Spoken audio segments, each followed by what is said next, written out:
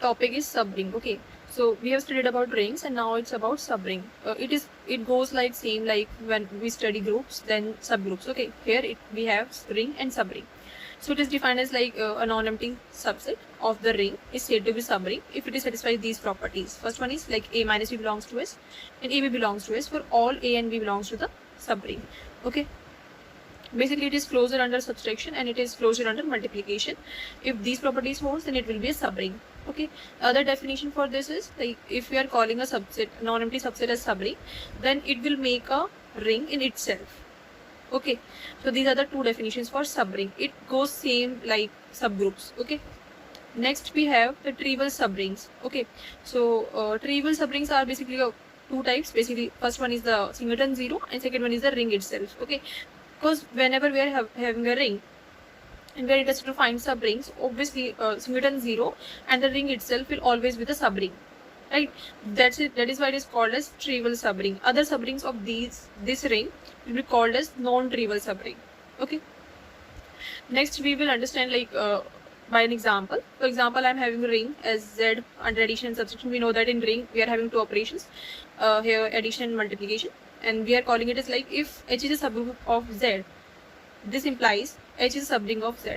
So what we are saying here, like in the particular case of Z, if we are calling about subgroup of Z and H is subring of Z, both are similar things. Okay, I mean, like, let's just have like why I'm calling it like that.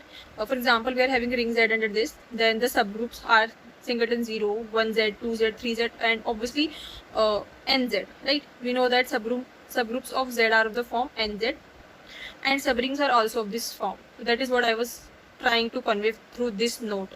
Subgroup equals to subring, right? In case of ring, when the ring is Z. Okay. Next we have number of subrings. So we know that what is the definition of subring. Okay, the trivial subrings. Then we had the note about the subring forms of Z, right?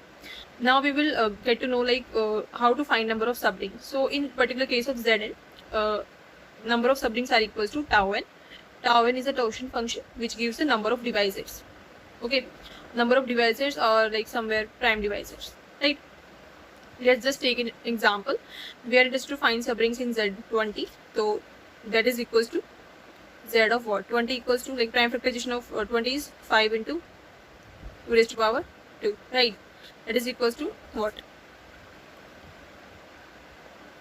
Tau of 5, tau of 2 square. Okay, that is equals to what? It is 1, right? Tau of 5 is 1 plus 1 and here is 2, that is 2 plus 1 equals to 6. Okay, similarly subrings in Z35, just the prime factorization of 35 is 5 into 7, that will be equals to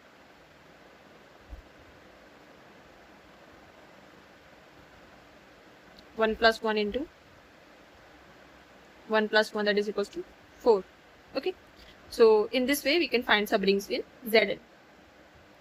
Next we have sum of two subrings. Okay, so for example, if we are having A and B as two subrings of a ring and we are interested to find sum of two subrings, it will be defined as A plus B. Okay, where A is coming from the first ring, first subring, and B is coming from the second subring. Okay, then the question is like if we are having A and B as subrings, then A plus B will be subring of the ring or not.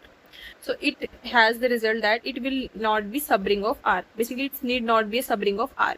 Let's just take an example. Here I am having A equals to, let's say, AC00 and B as 0B00 are clearly subrings of what? M2R. Okay, like 2 cross 2 matrix.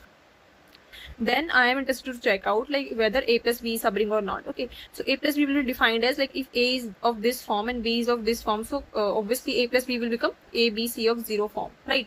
Now I will take an example. For example, A1 is this, B1 is this. Okay, so clearly A1 plus B1 will belongs to this form. Okay, but A1 into B1 is what? If we will multiply this to this, like 1 to 2, 2 to 2, it will be 4, then 1 to 2, 1 to 0, it will be 2 only. This will give us the form of 4 to 2 to 2. But this clearly is not belonging to A plus B, because A plus B has the form A, B, C and last element is 0. But here we are getting 2. Okay, so Here second property of being subring failed, that is why A plus B is not a subring. Okay, and we can have more results about this, like union and intersection. For union we are having it need not be a subring. Okay, and for intersection it's always a subring. Okay, so it is about subring.